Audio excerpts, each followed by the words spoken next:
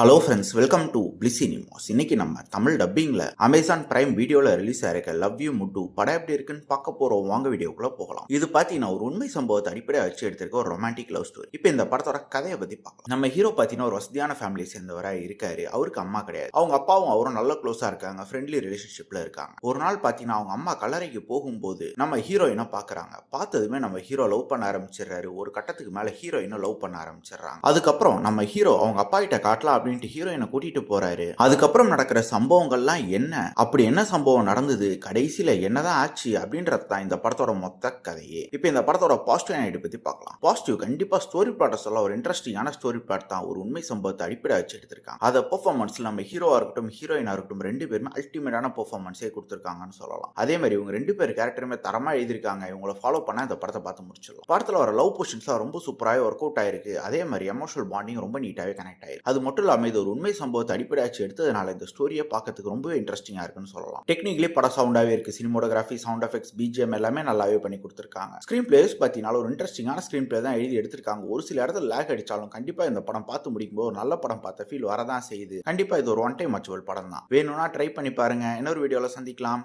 Thank you.